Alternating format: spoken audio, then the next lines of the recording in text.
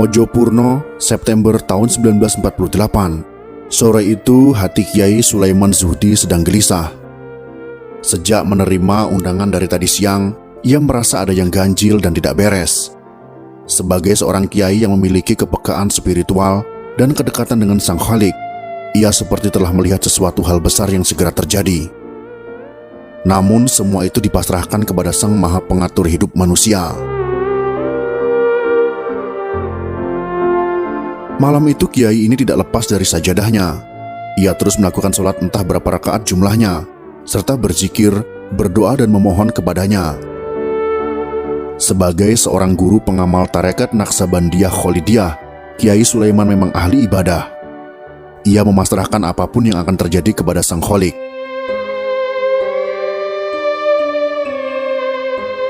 Lelaku zikir dan mendekatkan diri kepada Allah yang merupakan rangkaian dari apa yang disebut kalangan sufi sebagai riyadoh itu sudah menjadi kebiasaan. Namun, malam itu begitu istimewa. Kiai ini terpekur di atas sejadahnya hingga subuh. Akan tetapi, Kiai Sulaiman bukanlah sosok kiai yang menghabiskan hari-hari di sudut masjid. Ia sangat dekat dengan masyarakat. Rumahnya menjadi pusat aktivitas pergerakan. Ia juga seorang pejuang revolusi dari tentara Hizbullah. Tak hanya itu, ia juga seorang ahli listrik.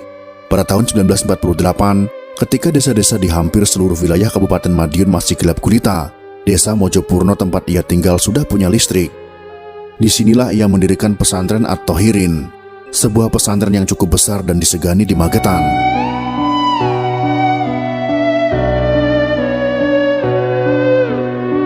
Pagi pun akhirnya datang. Riyadoh yang ia lakukan sepanjang malam itu telah memberinya mental dan kesiapan. Ia pun sudah ikhlas dengan apapun yang bakal terjadi dan menimpa dirinya.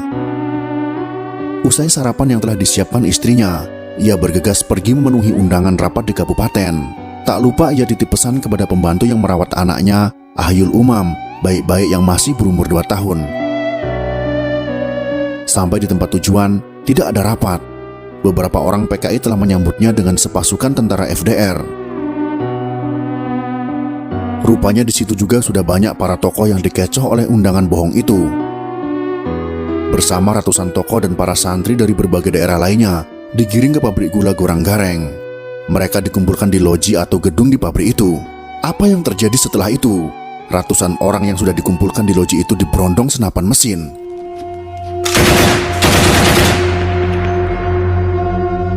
Tentara memberondong dari balik jendela. Rupanya ada satu orang yang berlindung di bawah jendela dan luput dari berondongan peluru. Rokib namanya. Ia masih kerabat Kiai Sulaiman, lalu berlindung dalam keadaan telanjang tak berpakaian. Rupanya orang-orang yang ada di situ sebelum dihabisi ditelanjangi terlebih dahulu. Masih ada rombongan lain di situ yang dikumpulkan. Kiai Sulaiman termasuk di dalamnya bersama 200 orang lainnya. Mereka tidak dihabisi dalam loji itu, tetapi dimasukkan ke dalam satu gerbong Kertapati. Mereka dibawa ke desa Soco.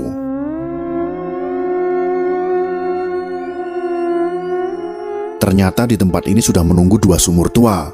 Kiai Sulaiman bersama 200 orang lainnya dikubur hidup-hidup dan dihujani bebatuan dan batu kapur.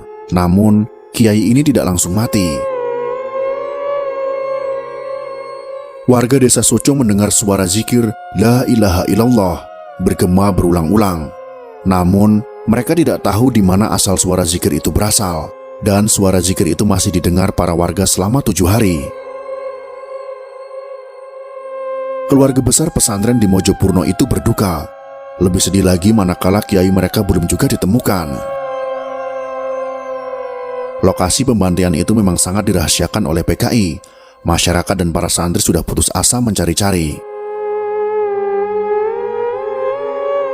Allah Maha Besar dan Maha Tahu akan senantiasa memberikan petunjuk dan memberikan pertolongan kepada hamba-hambanya dengan cara yang tidak diduga. Lokasi pembantaian itu akhirnya diketahui 100 hari kemudian. Ini gara-gara ada seorang anggota tentara FDR yang kesurupan dan mengigau bahwa ia ikut melakukan pembantaian di sumur Soco.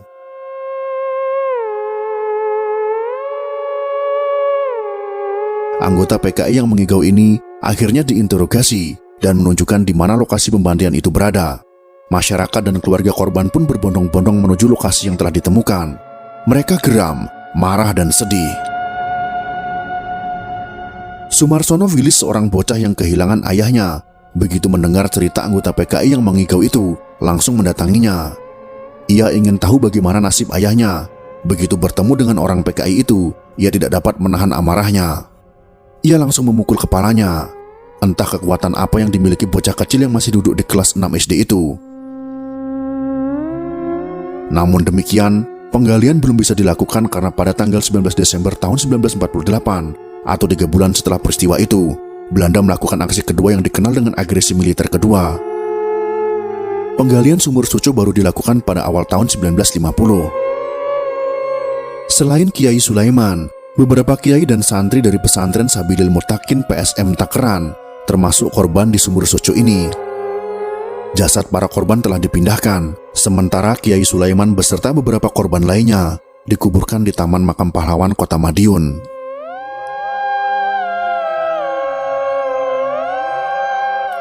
Di lokasi sumur itu, saat ini berdiri tegak monumen yang bertuliskan tempat mati syahid para pahlawan korban pemberontakan PKI Madiun tahun 1948.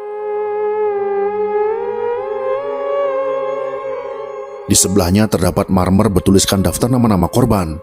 Tidak jauh dari monumen ini juga terdapat gerbong kereta Kertapati yang dahulu digunakan untuk mengangkut para korban.